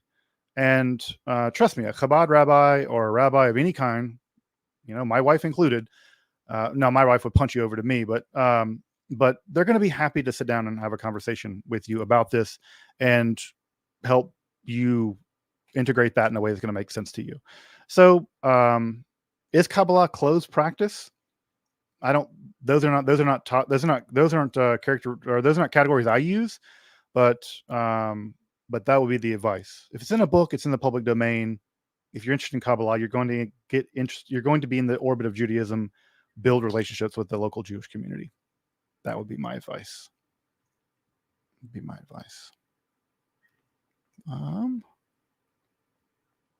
This one for you, Lynn. Oh yeah, about Robert Anton Wilson, Christopher Hyatt, thoughts on their writings. So yeah, really interesting guys. Of course, their work plays into some of what I do. I am a local officer for my OTO body. That's where I volunteer some of my time. So obviously their stuff bleeds into what I do. If you are interested in hearing more about that whole genre, I'm going to defer you to my partner, who wrote a book called Forgotten Templars, Forgotten Templars by Richard Kaczynski. It is a fantastic book if you're interested in following those divergent Masonic trends. His research is incredible. And I'm just not an academic in that area. So, but yeah, check it out if you're interested. Great. Recommendation for a historian studying the esoteric. So I'm going to throw a link in the chat. This is basically my study guide for studying Western esotericism prior to 1750 academically. So if you're interested as a practicing historian and you're interested in studying esotericism and the occult, that is the book list I prepared that I think is pretty good. Pretty good. Check that out. Ooh, another one for me. Thank you. Yeah. Casual determinism. Wow, this is getting pretty deep. Sure, sprinkle it in there. I think for me, just as sort of a side story, when I used to work with very, very large sets of data, basically the kind of thing that takes, temperature, pressure, all these radiation, like every second for years. And when I was trying to understand what that meant, it felt like I was staring at the raw essence of the universe. I think the universe in general, one of the languages it speaks is through mathematics and science. And I think that's beautiful. But I think it's also important to remember that it's not the only language of the universe. Yeah. So the question about Amon Hillman. I don't like calling people crazy. I think pathologizing people based on the potential mental health stuff is not appropriate. So I'm not ever, but I think his claims are baseless. I think they're of no academic or intellectual merit. But I'm not going to get in the business of calling people crazy or psycho. I think that's inappropriate. For me, it's inappropriate. Mental health challenges are a thing. I don't know. I'm not a psychologist, but yeah, that's not the path I go down. Not the path I go down. But no, I don't think he's onto anything. I think it's a rubbish claim. Possible episodes about fights. Yes. All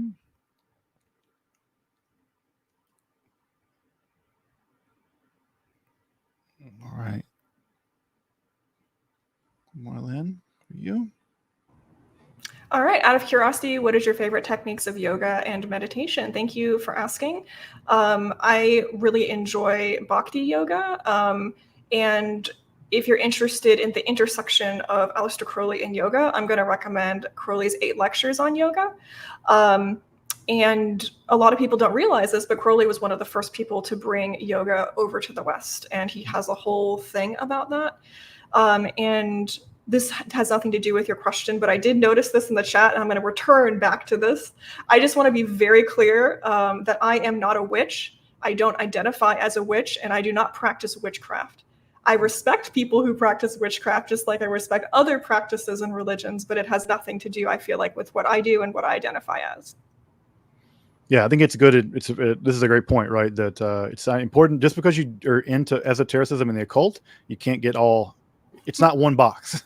Yeah, And it's it's not. really important to differentiate and let people self-identify. And if you don't know how they identify, you can always ask them.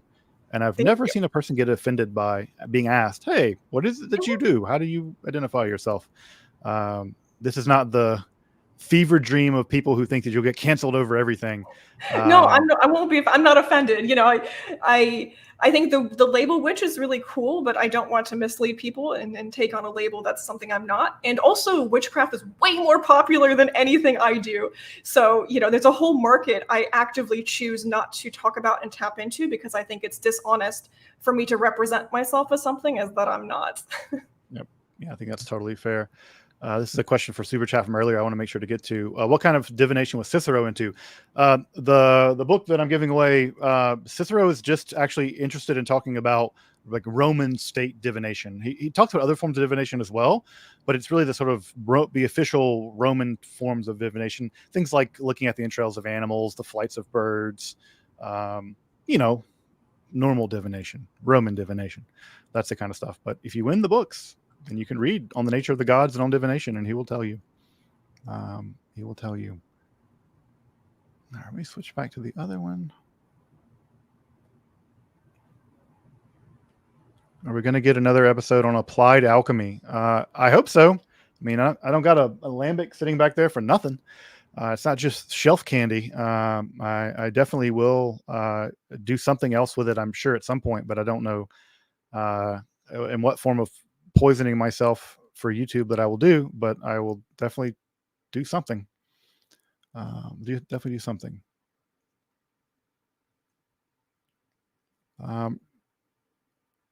Desecrated haunted house. I don't know. I'm going to go there eventually, so I'll tell you. Any thoughts on Boleskine? Does this House Boleskine? I know that Crowley thought of it as, at least at some point of his career, as kind of a Qibla, right? That you face that direction Yeah. during certain rituals and stuff like that. Does House Boleskine have any special place in your spiritual ecology? Yeah, thank you for asking. Yeah, I actually align myself according to House Boleskine when I do Resh or Liber Resh Valhelios. And you're like, how do you figure that out? I actually have an app made by a brother of mine on my phone that I pull out. I'm like, where is Boleskine? So yeah, you can do that. I mean, that's if I'm trying to like do Resh properly. But Boleskine is a really cool place. The people who bought it are working very hard to restore it and turn it into a beautiful venue. They're trying to have wildflower fields for native species, and the amount of money and effort and love going into restoring this is really cool to see. So if people are interested in like going to a place or seeing something historical with regards to Aleister Crowley, I definitely recommend Boleskine. I think they may have started visitor tours as well. And there is an open invitation to me and my partner going there someday as well. So that would be really cool. Yeah, maybe some of his audio will be on the walking tour. We'll find out. But yeah, there's a few Thelemic sites, but the one I always point to is Boleskine because there's actually something to see there, and it's really cool the care they took with that site. Yeah, Keith Reddy, who's chair of the historical committee. He and I have talked about doing an Esoterica event when it's finished. So we can all plan a pilgrimage to House Boleskine and Loch Ness and all that. So come hang out there. It'd be really great to go do that. Practice of Jack Parsons, aside from his unfortunate end. Any thoughts on the practice of Jack Parsons? Yeah, I have a lot of thoughts, both personal and public. I really respect him as a scientist. He was quite bombastic of a character, quite reckless, but he really did amazing things for rocketry. And magically, he was the same. He was quite chaotic and ready to take steps he perhaps wasn't ready to. But yeah, he's a very interesting historic figure. And that being said, plugging another talk, if you're interested in Jack Parsons at Mystic South, there will be a talk on Jack Parsons by Richard Kaczynski there. So nice. Let's see. There's another question about Boleskine House. Oh, another one. Do you think the restoration changed anything? I mean, people have this persistent belief that, you know, Crowley started the Abramelin, then abandoned it, and that left, you know, I don't know, Choronzon mucking about in the Loch Ness or whatever. Yeah, do you get any any sense of like that the magical energies or whatever have been mucked about because it was burned down and rebuilt or whatever? Man, I'm so excited to talk about this. And I'm going to actually bring this back to Agrippa as well to plug the Agrippa class.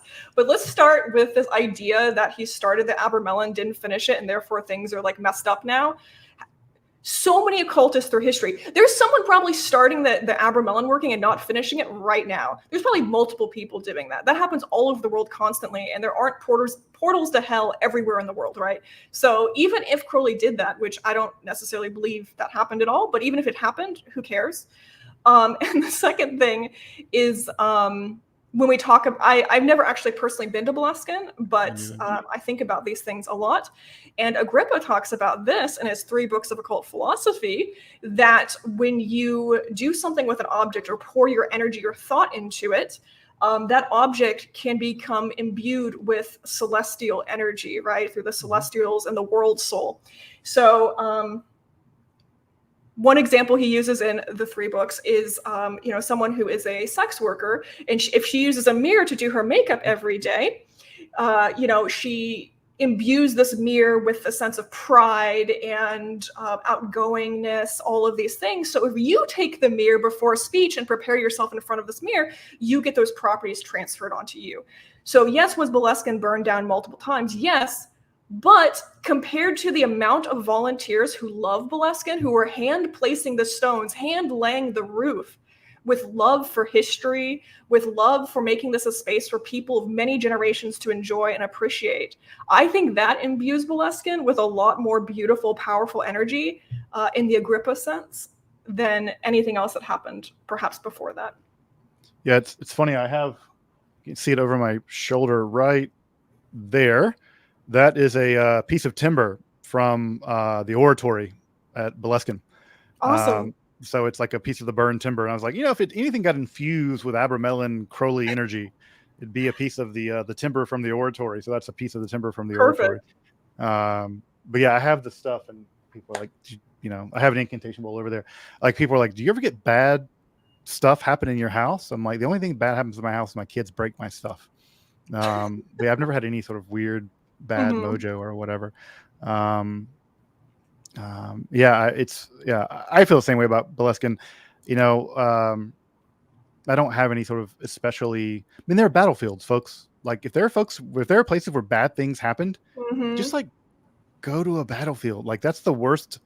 Like, I've walked around in where the Battle of the Somme happened, and that's a real scary place. That's like where real suffering happened and real human misery unfolded, or God forbid, the concentration camps or something like that. Yeah. I don't know. I feel like people treat Boleskine House as especially scary, but I don't know. Like, when I think of scary places, I think of Battle of Shiloh. I don't know. Boleskine's not creeping me out. That's just not. That's not the places that spook me.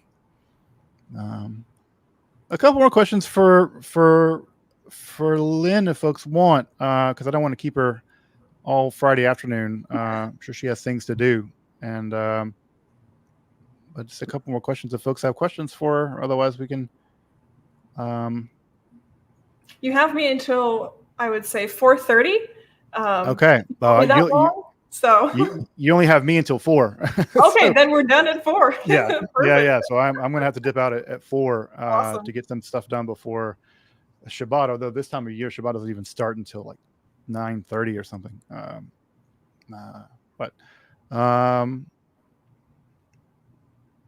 this is a joke, I think. The golem who played quarterback. His name was Emmitt Smith. This is a good one. Yeah, yes. Folks know, right, that you write the word Emmet on the forehead of the golem to bring it to life. Although that's actually only on one theory of making golems. But yes, I would like to see a golem named Emmitt Smith. We have a in my Discord server, we have a brolem, a bread golem, who's one of our mascots, which is very cute. Someone made, but his name's Brolem. I love that guy. Brolem, yeah. Yeah, it's so funny that people often think of like golems doing all kinds of like, you know, fighting bad people, but most of the time in history, when we actually have references to golems, they're almost always like domestic workers. It's always some rabbi who's just too busy and can't be bothered to clean his house, and he makes a golem to clean his house. They just have the most boring kind of things that they do. They're not at all like people think that they do.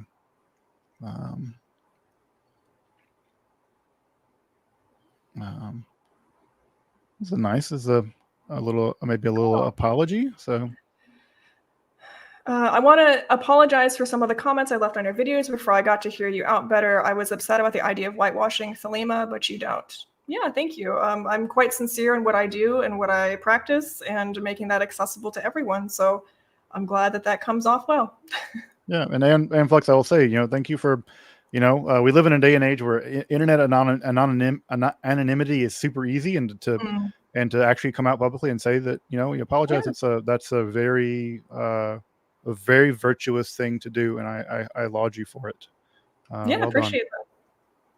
Well done. If you had a golem, Lynn, what would you make the golem do? Oh my gosh! If you had a golem if you could program a golem, what would you get them to do? I can tell you, I get mine to edit my videos. That's amazing. I was just gonna say I would have one to entertain me, just be like my little friend. Like a stand-up joke golem. That'd be so good. I don't know what golem humor. I don't even want to speculate what golem humor is like. But yeah, exactly. Dana Trail, edit videos. You are on the money. Me and Dana Trail are seeing eye to eye. I don't want a golem video editor, because editing videos is it's unfun. It's hard. It's really, it is. You have to be. It is. People don't really realize this, I guess, and of course we know it. But it's the kind of thing where you can't not pay very close attention to it the entire time.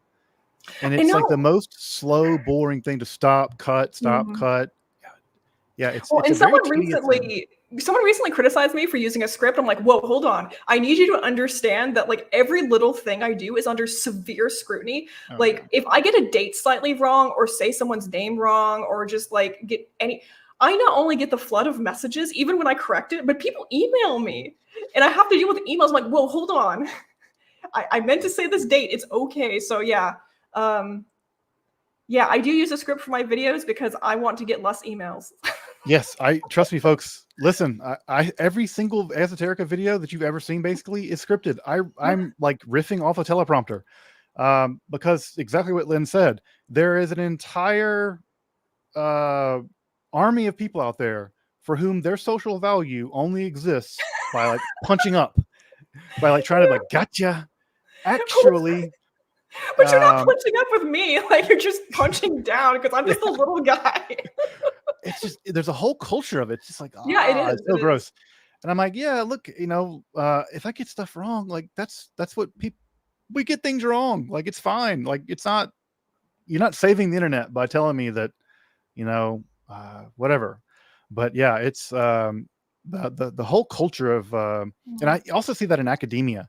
There's just like there's always like people just like vultures circling around whoever's giving a talk, waiting for them to say like the one wrong. Oh, Descartes didn't publish that until blah blah blah, and it's like you're like, okay, are you a better person now? Is the world better? Or did you just totally corrected, you know, the history of the world by doing that? Yeah, folks, be a little. Have some rachmanas, we say in Judaism. Have some mercy, compassion for your content creators, because we're not perfect, and you're not really doing yourself a favor by like, you know, meanly correcting us in the comments. Now we all need to be corrected, but Yeah. there's a way to do it that's a little kinder. And trust me, you actually don't look. You just look like the mean Reddit guy. And you don't want to look like the mean Reddit guy. It's the worst look. Straight off of r/atheism. Oh God, yeah. I was talking about those guys earlier. It's just like, I wish I got more of the angry atheists. Honestly, I want to talk to them because thelemic cosmology is really messed up, and I don't think they're ready to think about that. But yeah, I get them sometimes too, where like they'll drop my channel and be like, magic's not real. I'm like, okay, great, you win. Like, well done. You know, your religions are just myths. I'm like, okay, man. Like, are you really like? I hope you got your fedora at a good price. Like, yeah, it's just like to me, it's just a very petulant kind of things. That's a very ugh. Someone mentioned Aeon Flux. Aeon Flux is an amazing show. Liquid Television was amazing too.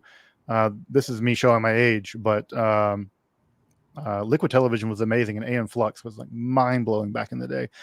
You can get the Waxworks has the entire OST on vinyl, which I have. It's well worth getting. All right. What time is it? Okay. This has been so fun. I'm so appreciative that I got to come here and hang out with y'all. This has been great. It's great. I always love having folks on to like hang out and take questions. Because again, there's questions that you can answer from your perspective and from your practice that I have no ability to answer.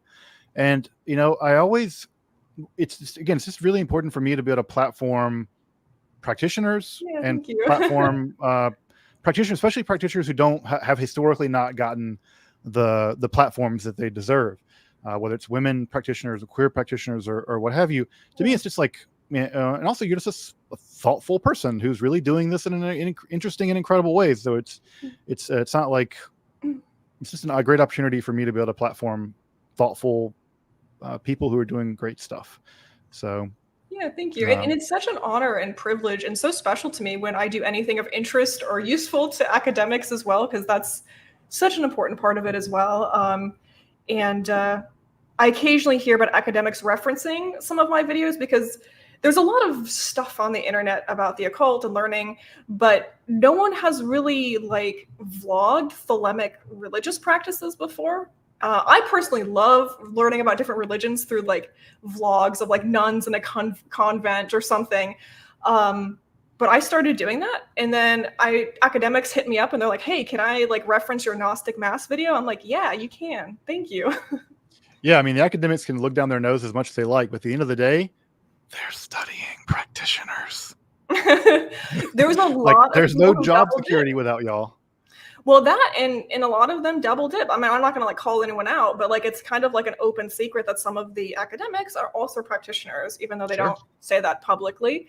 So although some people turn their noses up at practitioners, you know, be careful. Yeah. You don't know who you're turning your nose up to. No, and it's just, I mean, frankly, it's just religious bigotry is what it is. You know, again, like no one would bat an eye about me studying Kabbalah academically. I don't think. No one's going to be like, oh, Sledge is Jewish and therefore he can't really study Kabbalah reliably. I'm like, you know, Jews study Kabbalah reliably, Christians study Christianity, you know, atheists study religious myth. Of course, occult practitioners can absolutely study the occult with academic rigor. I don't know. Yeah, I find that the religious bigotry stuff against occultists who are also academics to be just shameful, frankly. Shameful. All right, folks. Well, I think we're going to start wrapping up because I've been on here for 2 hours, and that's a long time to be in a live stream. It is. And but Lynn, you should do some live streams. I mean, I think this shows that people would be interested in asking you some questions. And again, it's just a fun way of interacting with folks, and I really appreciate being able to interact with with the chat and with my subscribers. It's just to me, it's just fun. I mean, it's just a fun way of doing this, and it's very enlightening. So, all right, folks. Well, for the folks who entered into to get the cool Sefer Raziel, amulets, and for the book stuff, I'll let you know at some point that you won. So I'll reach out to you. But until next week, folks, I'll be taking a stab at doing the Pistis Sophia next week. I don't know, folks. Yeah, that's what we're doing next week. So back to Gnosticism world next week for Pistis Sophia, and aside from that, I'll see folks next week. Lynn, there's one question about Egypt? Okay, yeah, I can answer 1 minute to answer a question about Egypt. What's the question? You take your time. You're not. How do I see it? Oh, there it is. I'll just pull it up. Sorry, I just didn't see it. Do you use any of the Egyptian astronomy omens from ancient Egyptian temples or tombs? No, I don't. I think that stuff is really amazing, and I have so much respect for people who incorporate that into their beliefs or their studies. But I don't. I keep it very Western in my practice. Yeah. Speaking of Egyptian astronomy, there's a lot of that in Pistis Sophia.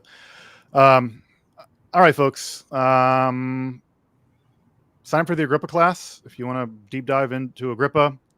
And I'm looking forward to teaching that class. I really love Agrippa, and I've literally translated whole sections of Agrippa's works that I don't think ever been translated into English, that will be available in the class. So hope folks will check that out. But otherwise than that, I'll see folks next week for some Gnosticism and some Pistis Sophia.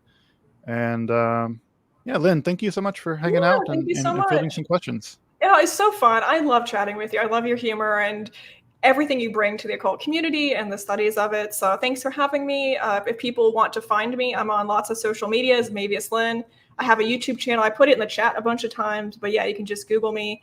And if you're at Mystic South, come to my talks. And then next month, I'm giving a talk at the Last Tuesday Society all about Thelemic holidays, which are not the Wiccan Wheel of the Year. That's a different religion. Thank you so much, everyone. Thank you so much. All right, guys, I'll see you next week, and take care.